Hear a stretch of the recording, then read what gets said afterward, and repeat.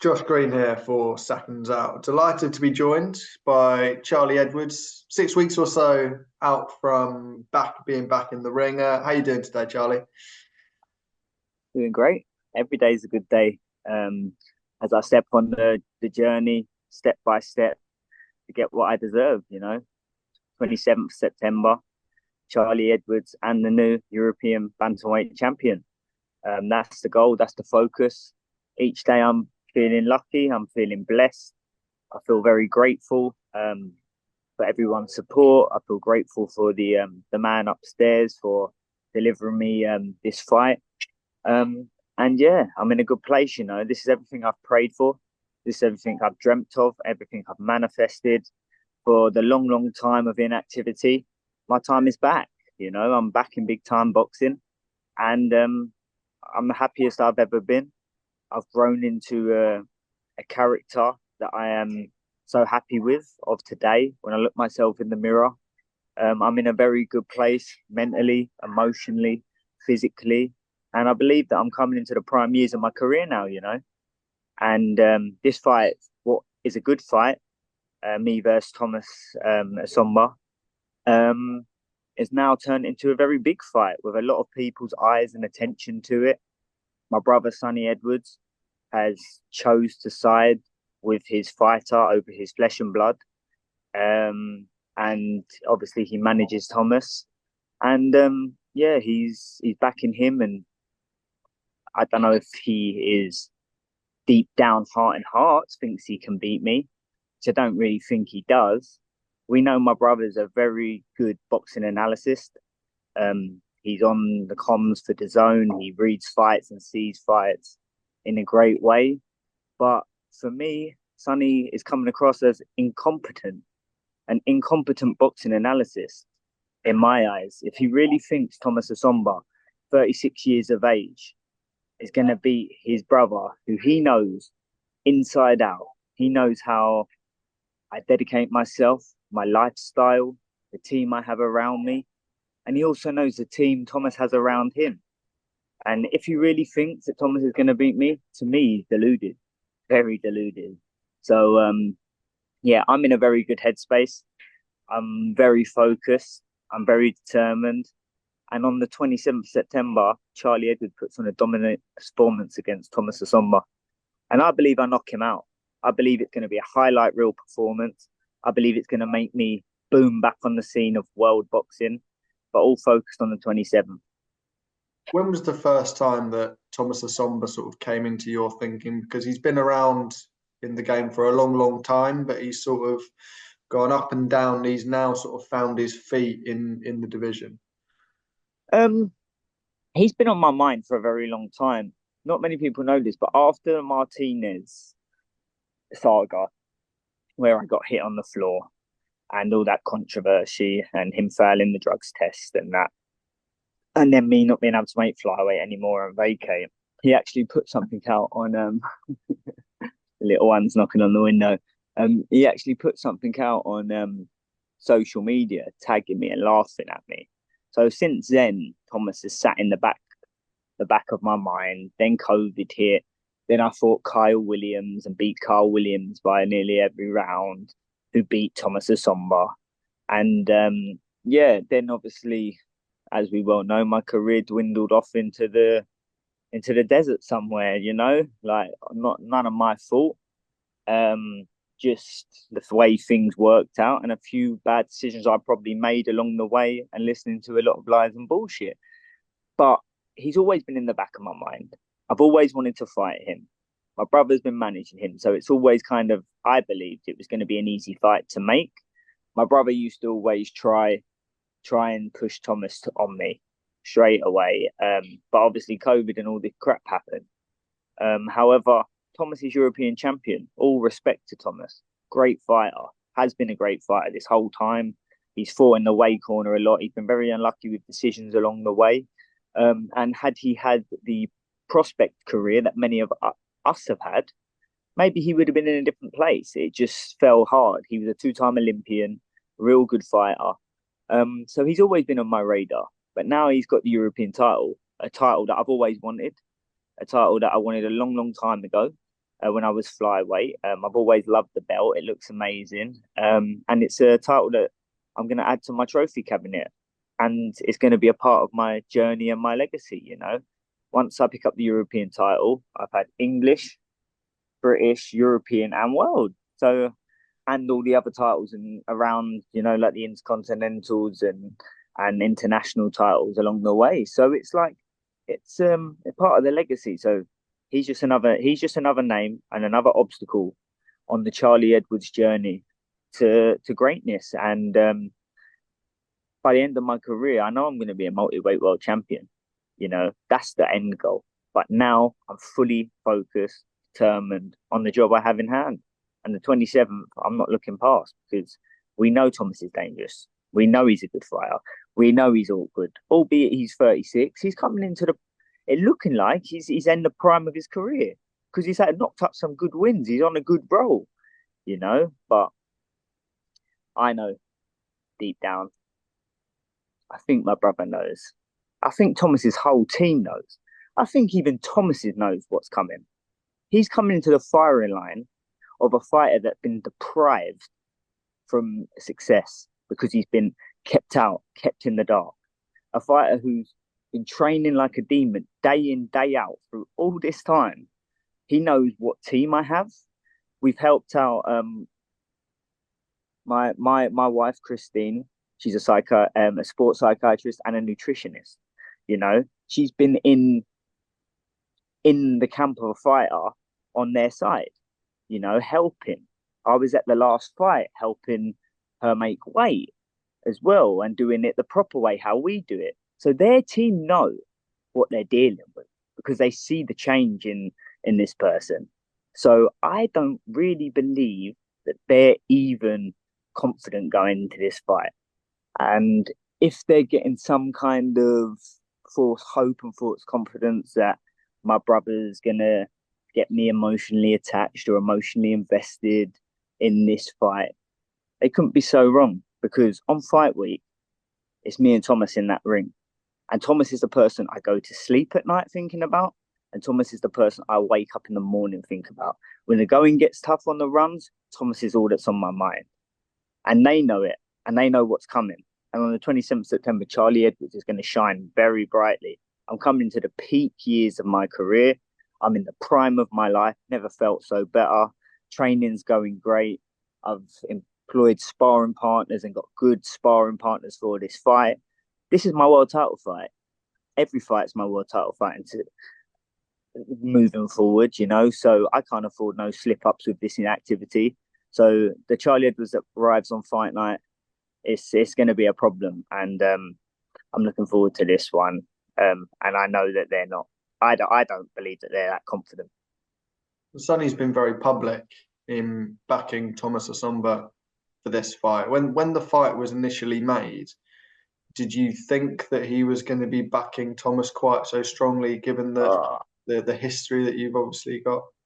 I don't know. You know, like I teamed up with Sonny to help him with the BAM fight. I thought all that thing was in the past, and we got past that hurdle, but clearly not. Competition runs deep in our family, you know, and I do believe that deep down, which ain't gonna happen. It's not gonna happen, so I'm not even gonna say it. But would he be happy? I think he'd be buzzing, you know, because it would solidify him as the better Edwards brother. However, on the flip side of things, this performance could push my name into the big time boxing again. This could really, I've been away. I come back in a good fight in my last fight, put a good performance in with a cut, bearing in mind. I go and put in a show-stopping performance now. Whoa, who's back on top? Me. So, was I shocked that he picked Thomas Essomba, his brother, who he doesn't even go to the Christian into? No, he's against me. And it's always been that. It's always been a competitive edge between us two. And I suppose it just is what it is. It adds more fuel to the fire. And I can only say, thank you, Sonny Edwards. my little brother, because you've made this fight even bigger. You've made more eyes come to this fight. No one cares about Thomas. How mad's that? Thomas's biggest fight of his career, and Sonny Edwards is taking all the limelight. How fuming would you be as a fighter? You're headlining your first show live on Channel 5 in the home corner because you're the champion. And yet someone else is taking your glory and your fame and taking the eyes off you. I would be annoyed. However, maybe he is insecure. Maybe he doesn't really back himself. So he's all right with it. So he don't have to build the pressure on himself, because he's not confident. Well, with Sonny being a part of this, I'm grateful. It makes it bigger. I'm fully confident, fully focused, and there's no one knocking me off my goal and my journey. You know, I've worked too hard. This has been a 3 years grafting in the gym when nobody's watching. Everyone thinks I retired. Everyone thinks Charlie don't want to fight. Everyone thinks Charlie Edwards is done out here. One good performance, my last fight, I'm back. Don't call it a comeback, as the title said. And this fight, I show everyone who Charlie Edwards is now, and he's a different person. I saw a quote from Thomas Essomba. I believe it was on Boxing Scene. He's obviously the champion going into this fight. He said that because it's a voluntary defence, obviously you haven't earned this shot. What are your thoughts on that from Thomas? Thomas shouldn't be champion right now. That's my thoughts on it. I should be fighting Eli Conky for the European title because Eli Conky beat Thomas. So if he wants to go down that route and he wants to play that little spin and narrative, how have I not earned this spot? You know, I'm world ranked. Is Thomas? Oh wait, is he? Maybe below me. So really, I'm giving you the opportunity to get a world ranking, Thomas. Yeah, I'm also giving you, Thomas, the biggest payday of your career on a headline show. So I haven't earned this. You won't be saying that when you're walking away with good money in your pocket, providing for your family in retirement. So I do not care if you think I've earned this or not. When I take that title away from you, you're going to know I've earned it. And when I put you into retirement, you're going to know I've earned it. We're waiting for some news regarding your brother Sonny's fight date. I heard an interview from Eddie Hearn last week saying the fight against Galal Yafai is getting closer. Could you have any part to play in that, whether it's that corner or whether it's working with Galal in any capacity? Listen, what do they say in life? You make your bed, you lie in it. My brother's made his bed. You know, Galal is a southpaw. He's put something out. I see that if that fight comes off, I've messaged Galal openly on Instagram, and I've said, "Oh, if you need good sparring, no one knows my brother better than me. I'm at the end of a phone, and that's perfect sparring for me for Thomas. Galal's a southpaw, better than Thomas, you know. So I've offered my services, and I think it makes perfect sense both ways. So if they're willing to spar, I know me and Cal Yafai's had his brother's had a few run-ins in the past, but come on, this is boxing, you know. We prepared to the best of the best, so I don't see why we wouldn't end up sparring each other.